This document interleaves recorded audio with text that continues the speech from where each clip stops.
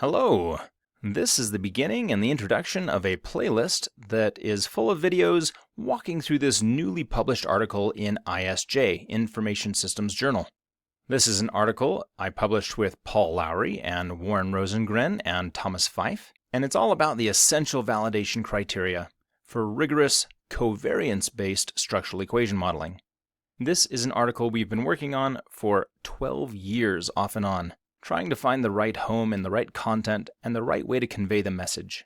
If you'd like to get this article, it is open access. You can find it here on the ISJ website. I have a link to it on the StatWiki. If you go to statwiki.gasconation.com, scroll down on the main page, you'll find the first link here on the How to Cite Gasconation Resources is a link to this article with the reference right here and the DOI.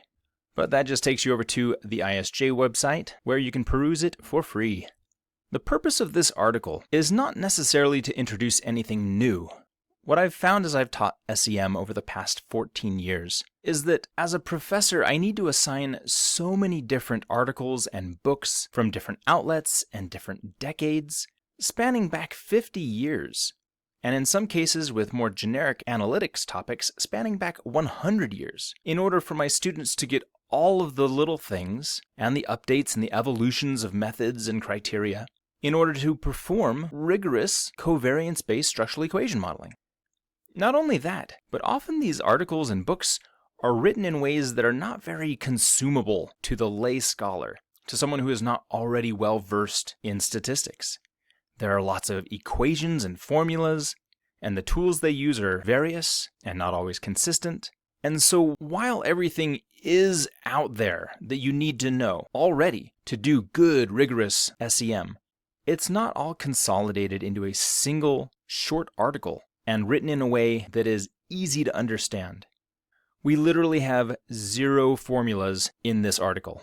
So we're hoping this acts as an excellent primer and springboard for those who are not already well versed in SEM, particularly young scholars and those who are recently trying out SEM for the first time, or getting back to it after a long time. So we hope you find this article useful. In order to make it more useful and more accessible, I'm making this video series to walk you through nearly every step in this article that is procedural or mechanical and not just conceptual. So let me scroll down here and show you the first figure. This is more or less a summary of what we present in this article. We break up SEM into 3 stages, with preparation, a necessary pre-SEM stage, and then measurement validation and structural modeling. And I know in many methods there are opportunities to do these simultaneously. In this article and in these videos, we will be separating them because, temporally speaking, there is an order. You need to validate your measures before you can make any conclusions about your structural model. So we will separate those. The software I'll be using to demonstrate this covariance-based SEM framework is possibly controversial and ironic, but it will be SmartPLS using the covariance-based side.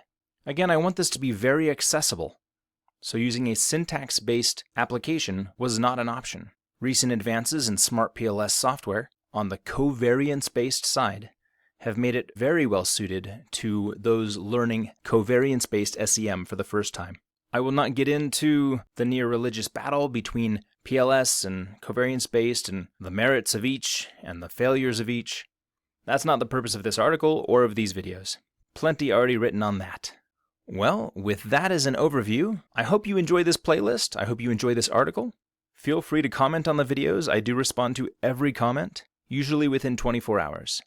The hope of the authors is that this article and these videos will not only make CB-SEM more accessible to those who want to use it, but also provide somewhat of a framework for those who are reviewing it and validating it, in an ultimate goal of elevating science and the methods we use to validate our science. See you in the next video.